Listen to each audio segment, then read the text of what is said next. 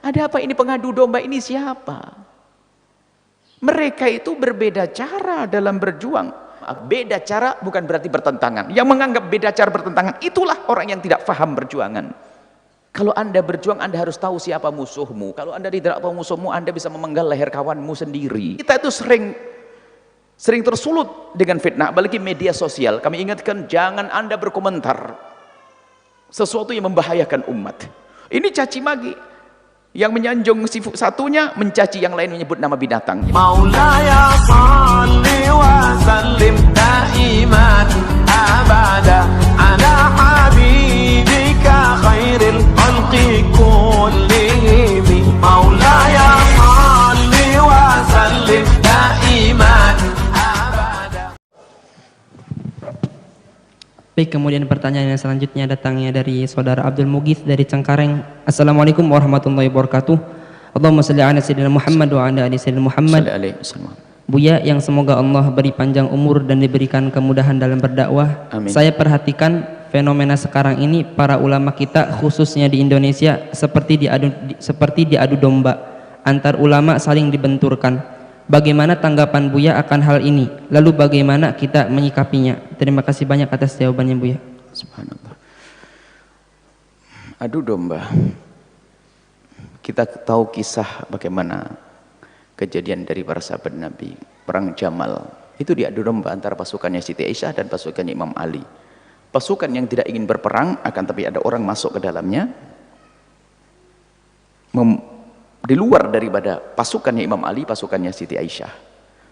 Ada pasukan di tengah malam masuk, menyerang sana, menyerang sini. Persis kisahnya seperti itu. Jadi kisahnya itu Siti Aisyah membawa pasukan, Imam Ali, karena ada orang bawa pasukan, Imam Ali juga mengeluarkan pasukan. Tapi bukan untuk perang. Imam Ali sebagai seorang khalifah ingin mengamankan negara.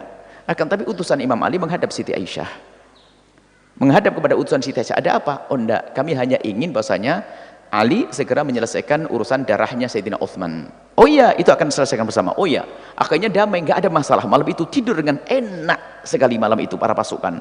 Cuman ada musuh, lah ini loh yang hari ini ada. Tiba-tiba ada pasukan lain, pasukan yang ingin menghancurkan umat Islam masuk ke dalam dan dibagi dua pasukannya.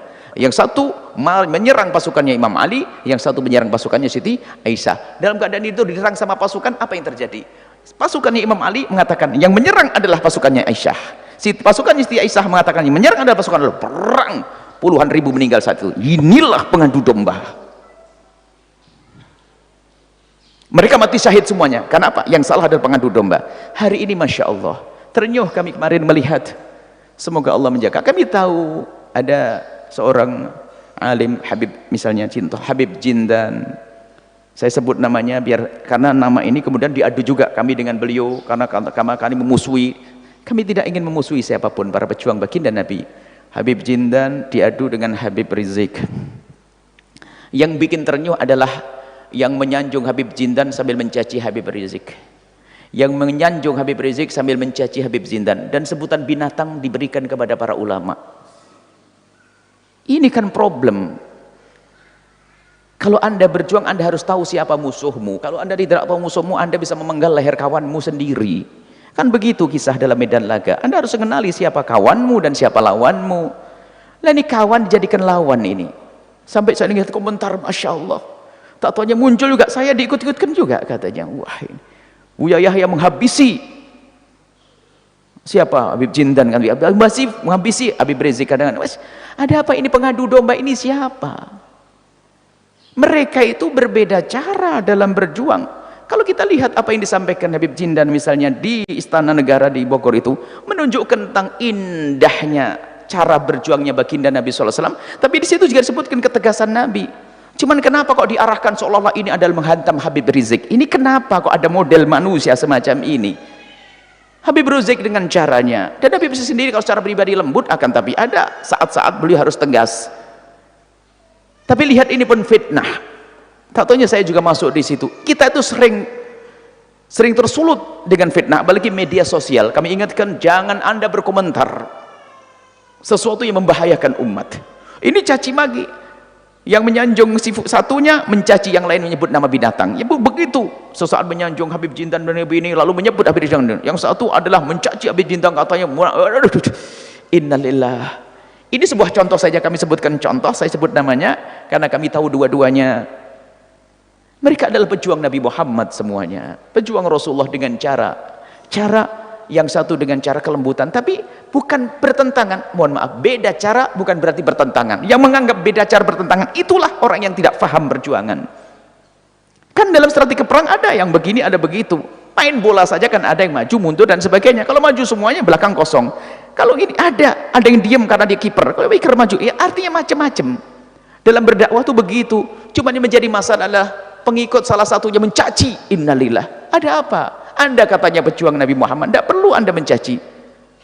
Apakah Anda pecinta Habib Zindan? Tidak perlu mencaci Habib Rizik. Apa Anda pecinta Habib Rizik? Tidak perlu Anda mencaci Habib Zindan. Kenapa Anda terpancing dengan ini semuanya? Saya terheran dengan ini semuanya. Dan memang kita ini misalnya tersulut problem kok. Suatu ketika ada seorang ustadz, mohon maaf ini, begitu mudahnya orang mencaci.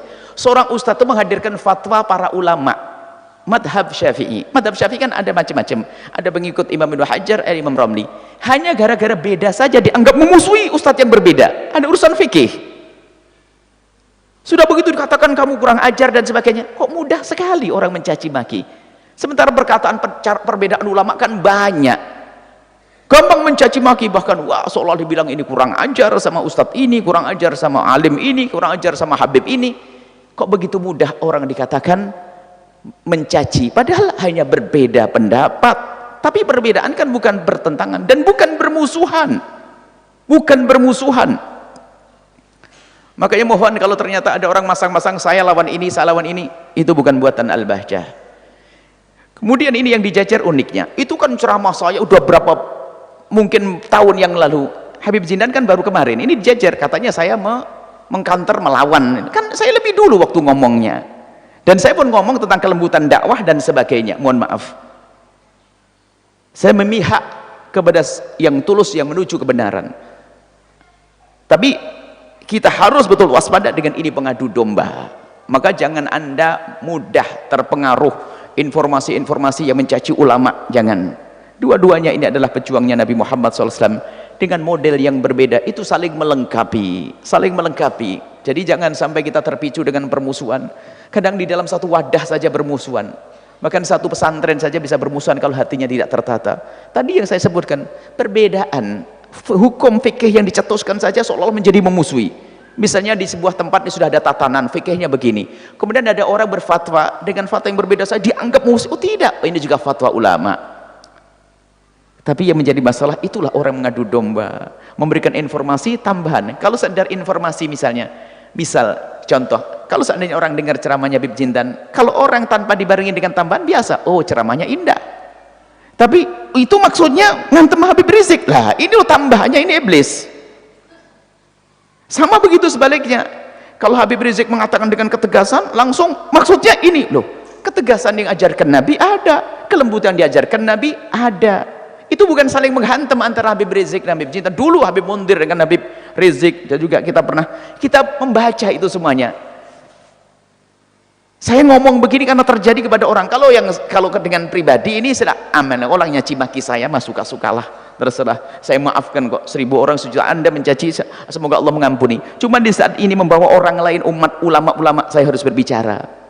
Kalau lihat ini ada komentar-komentar, saya dibilang alhamdulillah, saya dibilang kayak binatang nggak punya dosa, ya saya syukur. Ada kan komentar-komentar di video-video kami, oh nyaci maki, alhamdulillah, ya Allah terlalu banyak dosa saya, ini memang harus dikurangi dengan dicaci maki. Tapi di saat orang lain saya harus ngomong.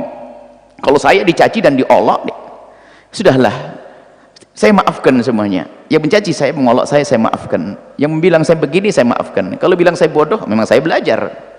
Tapi di saat saya melihat tokoh seperti Habib Rizik, Habib Jindan, tak taunya ini tokoh ini kok diadu domba. Ini loh problem ini umat ini. Ternyata yang biasa ngadu domba ini di dalam, kami yakin ini orang yang biasa ngadu domba ini di dalam grupnya sendiri pun nggak akur sama kawannya, percaya itu. Memang ini sifatnya sifat begitu, dia bukan sifat pejuang. Saya tidak bangga kalau tiba-tiba ada orang yang nyanjung, wah sip Buya Yahya, jempol, ini. Tak taunya habis itu ngiles ulama lain. Enggak, saya tidak suka. Saya tidak bangga kalau Anda menyanjung saya, tapi ternyata setelah itu Anda mencaci orang lain. Akan tapi saya bangga kalau Anda adalah mengangkat para ulama, mengikuti para ulama. Jika ternyata ada perbedaan cara, tidak menjadi sebab Anda membenci salah satunya. Kalau Anda termasuk mendukung perjuangan Habib Rizik, Anda tapi tanpa mencaci, tanpa mengolok. Mohon maaf, sering seorang tokoh ini dirusak oleh pengikut. Mohon maaf, Habib Rizik bisa dirusak oleh pengikutnya, Habib Jindan pengikutnya, Nabi Muhammad dirusak oleh pengikut yang berlebihan. Sebuah contoh saja dilihat di kereta api waktu ada aksi damai, itu kan kereta kan aman saja. Ini sebuah kisah, ada salah satu orang yang sangat saya percaya, dia ngelihat dan dia pendukung aksi itu. Cuman dia ngelihat perilaku sebagian orang, ada orang mau sholat di kereta, mau gelar sajadah di kereta. Tukang keretanya ngingetkan, Pak, di sana ada tempat sholat. Apa? Sholat sini nggak boleh? Loh, ngomong baik, di sana ada tempat sholat. Kenapa kok langsung marah? Kok kayak sudah ahli surga saja? Langsung, kenapa sholat aja kok nggak boleh di sini? Loh, sampai kawan itu ngomong, loh, saya dengar sendiri, dia dikasih tahu. Jadi ada orang yang berjuang menjadi sok. Maka jangan dirusak Habib Rizik dengan perilaku kita yang enggak benar. Jangan dirusak Habib Jindan dengan perilaku kita yang tidak benar. Jangan dirusak Nabi Muhammad dengan perilaku kita yang tidak benar. Kita ngaku pengikutnya tapi akhlaknya tidak. Ini problem umat ini seperti ini. Nabi Muhammad dirusak oleh kita. Oleh kita ini mengatasnamakan Nabi tapi perilakunya tidak. Bayangkan hanya diingatkan, Pak, sholat ada di sana, malah ngomong. Sholat aja kok udah, ajib. Sampai kawan itu, ini kan ngingetin, ngasih tempat sholatnya lebih karena menghormati. Ini kadang-kadang kita sok, ini kalau sudah berjuang ini seolah-olah sudah punya surga dan sebagainya. Mohon hormati ulama, jaga ulama. Mereka adalah orang-orang yang dekat kepada Allah Subhanahu wa taala. Berbeda cara tidak boleh menjadi sebab permusuhan. Beda cara, dan memang harus beda cara. Kami tidak bisa menjadi Habib Rizik. Habib Rizik tidak bisa menjadi yang lainnya. Habib Jindan semua menjadi dirinya sendiri, tapi mengambil cuplikan daripada contoh dari Nabi. Nggak ada yang paripurna kayak Nabi, nggak ada.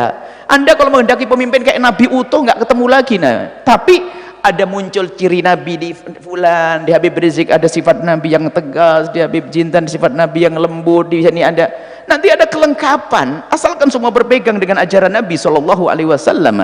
Jangan Anda mudah terpancing. Kalau sudah mudah terpancing, itu bapak sama saja musuhan. Alumni dari satu lembaga bisa musuhan kalau Anda mudah terpancing. Anda harus bisa membedakan mana musuh kita yang sesungguhnya. Semoga Allah menjaga hati kita, dan semoga para ulama dijaga oleh Allah. Dan kami berdoa, siapapun yang selama ini berkomentar jelek tentang para ulama, semoga Allah beri kesadaran, dan semoga Allah beri kelembutan hati, sehingga mereka bisa berprasangka. Spesial yang mencaci saya, mengolok saya maafkan, dan semoga Allah memberikan hidayah dan tidak menghukum mereka, karena saya tidak rela, karena mereka umat Nabi Muhammad. Biarpun mereka mencaci maki saya dan sebagainya, bagi saya itu adalah tambahan pahala buat saya yang kurang ibadah, barangkali kurang sholat, kurang sholawat ini. Akan tapi di saat menyangkut orang lain, saya harus berbicara, karena saya mencintai mereka para ulama, saya mencintai mereka para habaib. Kita sering diadu domba, lihat saja, lihat. Maka jangan percaya kalau ada orang ngadu Buya VS, saya lebih senang Buya VS harimau, seneng gitu aja. VS gajah, VS monyet, gitu saja. Jangan di VS kan ulama deh, itu buat fitnah saja. Dan memang kadang-kadang memang kalimat saya sesuai, tapi sesuainya itu bukan nunjuk ke dia, sebab dia manusia, tentu ada kesalahan. Kalau untuk mengadu domba pasti ketemu. Misalnya saya ngomong sifatnya orang suka marah-marah, nanti bisa aja ditempelin gambarnya Habib yang lagi marah, Buya ngantem dia, kan kurang ajar. Wong marahnya Habib ada sebabnya, saya pun bicara tentang orang marah ada sebabnya.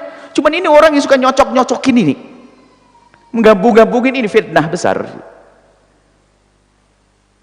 Baik, semoga Allah menjaga hati kita, dan ingat, sulhu khair. Kerjaan yang paling hebat adalah jadi juru damai. Maka dosa yang amat besar adalah menjadi pengadu domba. Juru damai adalah ahli surga. Anda jadi juru damai.